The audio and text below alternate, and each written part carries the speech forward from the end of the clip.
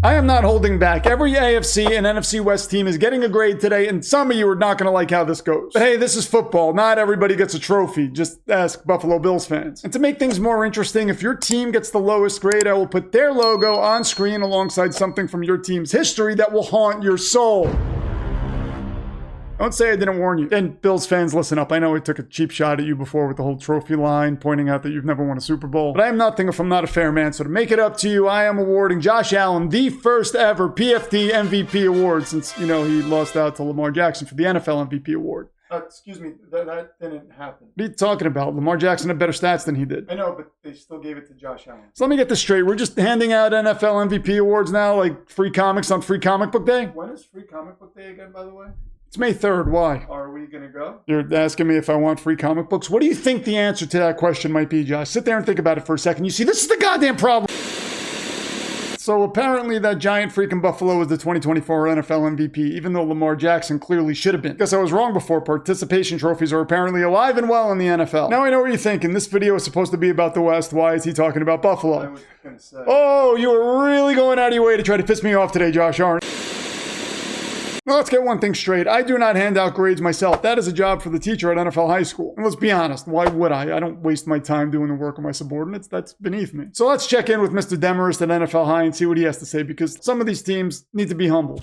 First, I want to congratulate the Philadelphia Eagles for defeating the Kansas City Chiefs in the Super Bowl. Thank God, a Kansas City three-peat would have been the end of all of us. Yeah, it turns out an Eagles win is only the end of the city of Philadelphia. By the way, why do your fans feel the need to destroy things regardless of whether you win or lose a Super Bowl? Yeah, that's so weird. What's up with that? Well, they actually have 3 reasons. 1, because they want to. 2, because they can. And 3, mind your business. Hey, help me out here. It's been a while since I've been relevant. Are those good reasons? I hate that you exist. And I will start with the AFC side. Chargers, B. Denver, B-. Vegas, D-. And Kansas City, you get an A-. Which would have been an A if your offensive line didn't crumble under pressure in the Super Bowl like Chicago's offensive line crumbles on any given Sunday. Well, at least we got mentioned in the same sentence as the Super Bowl. I guess that's progress. I will have you know that just because the Red Queen has fallen this time does not mean any of you should sleep soundly at night. For she watches all of you. Man, you really did a number on him, huh? Oh, yeah. Hey, by the way, how were you not able to quarterback sneak against them? I mean, it was so easy. Good talk, man. On to the NFC side. By the way, Minnesota, Aaron Rodgers is available if you wanted to complete that Brett Favre arc. I really want to say I don't care, but that would be pretty funny, wouldn't it? If I may continue, Seattle, B-, Rams, B+, Arizona, C-, and San Francisco, D+. D+? Are you serious? I mean, he looks pretty serious. That grade isn't fair. We had a bunch of San Francisco and forbidding you from finishing that sentence unless you can do so without using any form of the word injury. So I guess you're not finishing that sentence. Why don't you... excuse me, I hate to interrupt whatever this is, but Los Angeles, can I talk to you about Cooper Kupp for a second? Yeah, sure. Excellent. And Cleveland, you're up next. We need to discuss Myles Garrett. None of this scares me, you know. It should scare you. There's no guarantee that you will return to defend your title next year, whereas I shall return. Unless that curse that kept you in mediocrity for so long has awakened. Wait a second, curses can awaken? Do you think that's what happened to us in the playoffs? Probably. Oh my God, then Kansas City, we both might be screwed. Silence! I know of an expert in curses. I shall consult with him at once.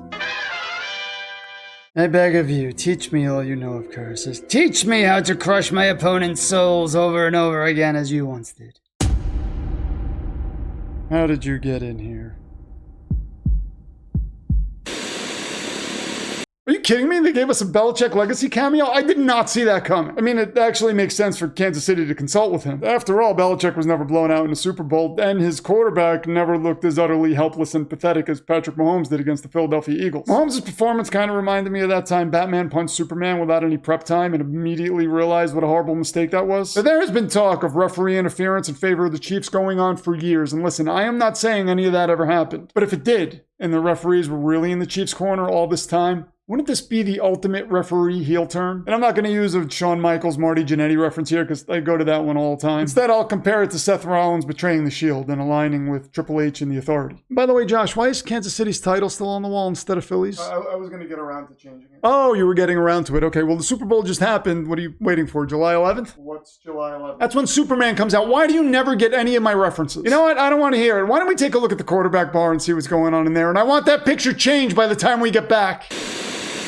told you guys I would stop the three-peat, and I stopped the three-peat. And you did it without Saquon Barkley's help. Nice work. You know, you guys may have just shown everyone the blueprint for beating them. Actually, Tampa already showed everyone that blueprint a few years ago, but for some reason we all ignored it. Well, to be fair, your defensive line is pretty special. Comparing them to the Chiefs' offensive line in the Super Bowl was like watching the colossal Titan peer over Wall Maria in Attack on Titan. Oh, look at them over there, all happy and content with their lives. It makes me sick. I am so sorry, sir. You know, it all started off so well. A.J. Brown gets a big third down conversion in the first quarter, and then you threw a flag right on cue. And then what happened? I don't know, sir. I can tell you what happened. You fell apart. You were nowhere to be found. You just let their defense put their dirty, stinking hands all over me, and I need to know why right now. It's just that Philadelphia fans are so scary. I'm sorry, could you repeat that? After the last time you played them in the Super Bowl and I threw that nonsense flag at the end of the game, I angered them, and I thought by now that anger would have subsided, but it didn't. It actually grew stronger and way more terrifying. You make me sick. Oh my God, did you see him flinch? That was pretty funny. Do it again. Okay. Milton Williams. You stop that right now. You stop that or I will... Jordan Davis.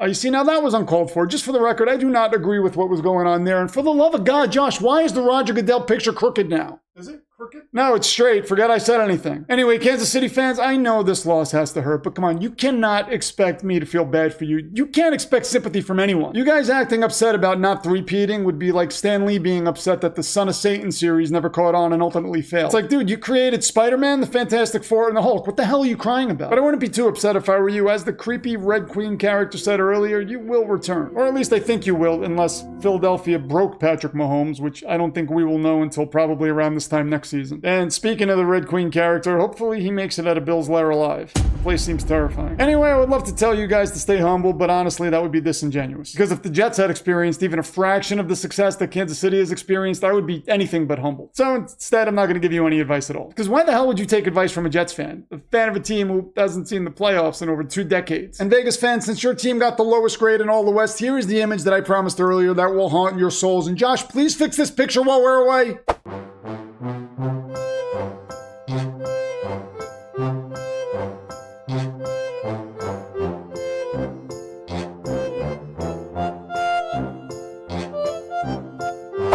Okay, that was kind of overkill. I feel kind of bad about that now. But hey, on the bright side, while you might not have had success recently, you still have that weird glowing sphere thing in Vegas, right? That's pretty cool.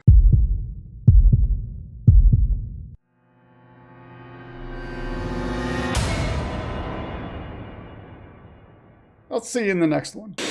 Honestly, Josh, I don't really feel bad about that Vegas thing. I mean, that team does not know how to draft. It's pretty funny how bad that team is at drafting. They don't know how to draft for shit. I mean, they do have Pete Carroll now, and he's always drafted pretty well. You know what, Josh? Nobody f***ing asked you.